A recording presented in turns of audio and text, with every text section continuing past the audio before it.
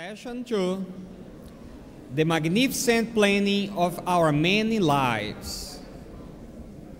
Our first talk on this session is called Innovative Planning of the Spirit Realm and will be given by Dr. Sonia Doi. Dr. Doi is the Associate Professor at the Medical School of the Uniformed Services University in Bethesda, Maryland. She's also one of the directors of the Allan Kardec Spiritist Society of Maryland. As well, the president of the United States Medical Spiritist Association. Please let's welcome Dr. Doi to the podium.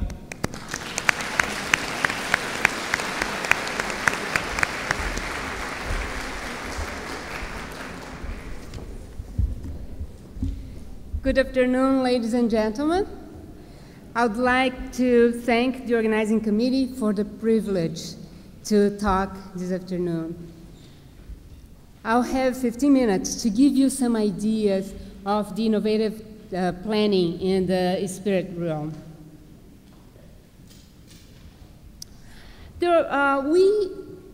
In order to better understand this planning, we have to keep in mind three important concepts of Spiritism. And the first is that reincarnation has a purpose. It's a mechanism by which we evolve, by which we improve ourselves. But you had so many wonderful lectures already today talking about reincarnation. I don't even have to talk much about it. The second concept is that as a spirit, discarnate spirit, we have a much better perception than when we are incarnated. When we are in a spirit in this material body, it feels like we are wearing this armor. Our sight, our perception is very limited. But when we get free of the material body, it is like we are on the top of a mountain with a very powerful pair of binoculars, and we can look back at the path that we have followed for several incarnations.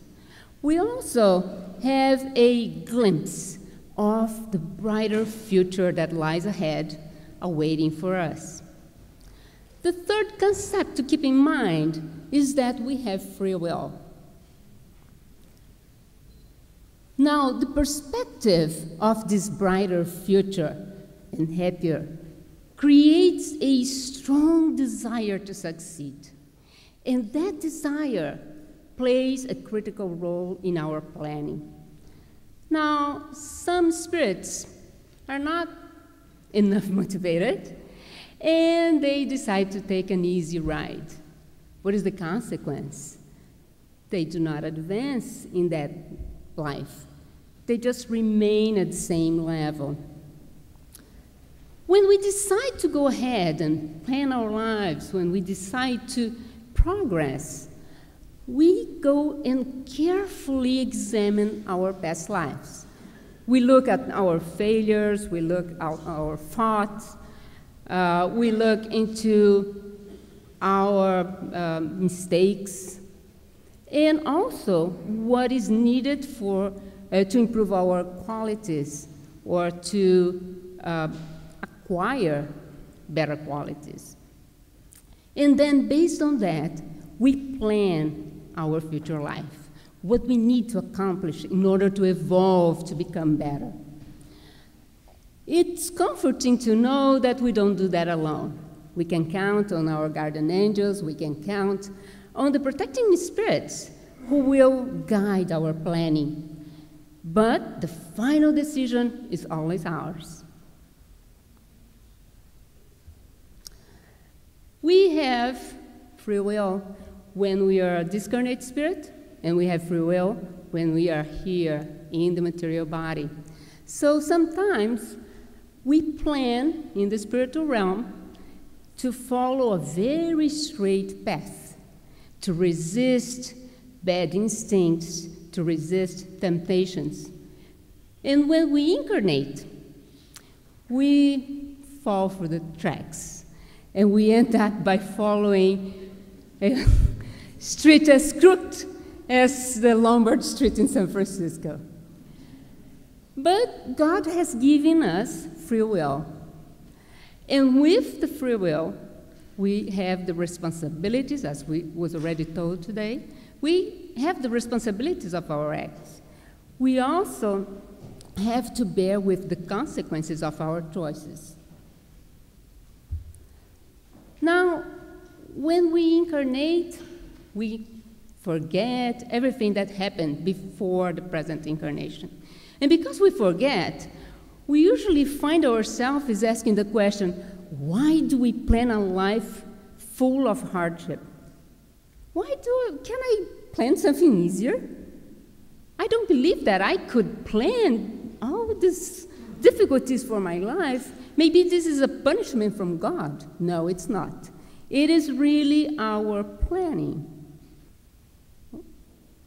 Okay, so to have some idea of this planning, why we do this, we do the same thing here in life many times. And this is an example, simple example. If we look at athletes, they plan and voluntarily do very hard exercises and training. Why that? Because they are aiming to win a championship. So they go and sweat, they become all sore, they become exhausted, but they are aiming for that moment of glory when they win the championship. So we do the same as a spirit. We are planning, we plan hardest things because we are aiming to that brighter future ahead. But do we plan every detail of our future life? No, we don't plan in details what's going to happen at day 1, 3 o'clock in the afternoon, or whatever.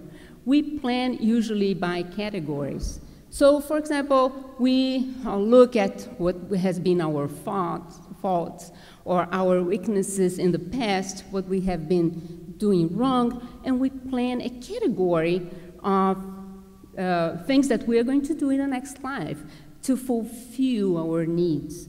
So, for example, if I have been a very mean and intolerant boss in one life, I can plan on the next life to come again in a position of a supervisor to combat my bad instincts, to become more tolerant, more patient, to bring out the goodness.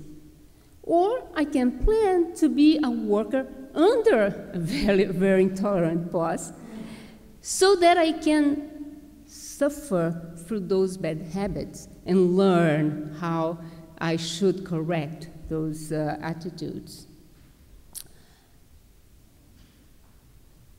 It's also included in my planning the gender, whether I'm going to be a man or a woman, and the physical body, the structure, whether I'm going to have a perfect body or whether I'm going to have some problems. And all this is intrinsically together in my planning so that I can exercise all the things that I have to become better. Why do some people select one career rather than another? And we know that in each group of careers, we have exposure to this or that ability. We have exposure to this or that quality. So that is also intrinsically built in our plan. So if, for example, I have to work a little better in my patience or in my carrying skills, I may choose a category of careers that will expose me to the public, for example, which will require more patience, which will require carrying skills, or I can just decide to be a mother, and you know how much patience a mother needs. So in every career, profession, or a position in life, we are exposed to the best opportunities to fulfill our needs, to accomplish the plan that we did. Now, expiation and repair are also part of our planning. And that's why we plan the family that we are going to be born in. That will put us together in the same family with people that we have to complete our expiation, or we have to repair from wrongdoings that we did in the past. The same thing, we will probably encounter people in our lives that we have done wrong in the past, so that we have the opportunities in meeting these people again, in one situation or another, to repair, to forgive, or to be forgiven. So we will find the opportunities in the material life. Can we fail? Yes, we can. Can a spirit make a mistake in the strength of a trial? A spirit may exceed in planning of a trial, and because of that, it's so hard, and the spirit wanted to progress too fast, so it planned a life with too many trials or too hard trials, and then it may not find the strength to accomplish it and may fail. Other times, one may choose a trial from which it will learn nothing and will not advance. So these two possibilities can happen. But the consolation is that if we succumb, if we fail in our trials, God, in His goodness, allows us to try again and again through the reincarnations, and we learned about this already. So we will always have another chance. This is a great consolation. And I would like to leave this final message with you. Endure suffering and hardship with resignation. So if we understand the process, we should look back and undergo our trials and tribulations with resignation. We now understand the purpose of them. We should see in every tribulation an opportunity to resist our bad tendencies and to grow. And finally, to have in mind that while we are not perfect, we are in a path of perfection and will certainly achieve it, because that's the law. We are always progressing. Thank you very much.